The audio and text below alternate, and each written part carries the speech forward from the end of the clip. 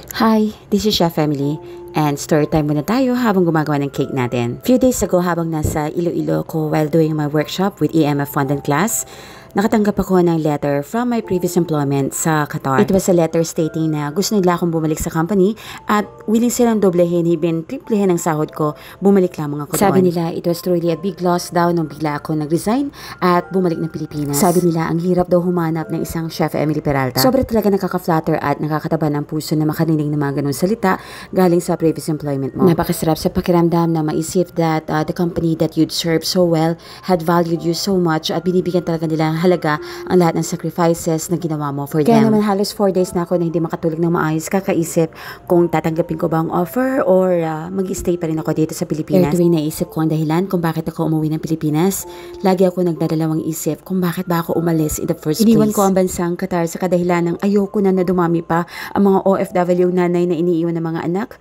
at iniiwan ng mga pamilya dito sa Pilipinas upang ipagpalit sa kakarampot na pera o sahod na matatanggap nila doon. Pati ang aking mahal na asawa iniwan ko sa Qatar upang tupad ko lamang ang aking hangarin para sa kapwa ko Pilipino at mga nanay na makahanap ng trabaho at pagkakakitaan dito sa Pilipinas at maging tulay ako sa kanilang ikauunlad na ito. At sa loob ng 9 na taon, nakita ko kung paano ang mga simpleng may bahay noon, ang mga kababaihan na nangarap na magkaroon ng sariling negosyo, ngayon ay malalaki na, meron ng mga kanya-kanyang mga negosyo at bakery at ngayon ay ang dami na nating mga na-inspire na kapwa natin Pilipina na naging confident sa kanilang mga creativity at sa kanilang paggawa ng cake sa tulong na rin syempre ng ating EMF fondant at mga inspirasyon na ibinigay natin sa kanila upang maging mas matatag pa sila sa kanilang kinatatayuan ngayon. At masasabi ko na napakasaya ko, masaya ako na nakita ko ang kanilang matagumpay, ang kanilang pag-asenso, ang kanilang mga achievements na ngayon ay tinatamasa na nila.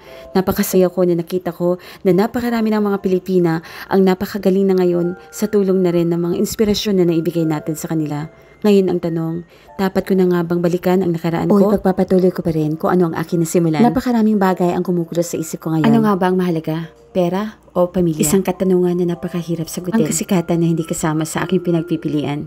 Dahil mula't mula naman ay hindi naman yun naging goal ng buhay ko. The goal is to live a life with a purpose. The goal is to help, to share, and to care for kapwa Pilipino. At alam ko naman na madalas nababaliwala ito. Dahil sa panahon ngayon, nabibilang na lamang sa daliri ang mga may ganitong prinsipyo. Kaya nga minsan napapatanong na nga ako kung dapat pa na ipagpatuloy ko ang prinsipyong ito, ang paniniwalang ito. O dapat ko na nga ba talaga tanggapin na nagbago na ang mundo? Magagawa ko nga ba na iwan muli ang aking pamilya kapalit ng salapi? Lumaki ang aking mga anak na wala sa aking tabi? O patuloy na tanggapin ang hamon ng buhay? Patuloy na magsikap at mangarap at maniniwalang darating ang araw ay wala nang batang iiyak dahil naiwan ng magulang? Ito mga katanungan na napakahirap sagutin. Muli ko bang tatalikuran ang bansang pinahalagan ako at minahal ako? O manatili sa bansang nagbago na ang prinsipyo?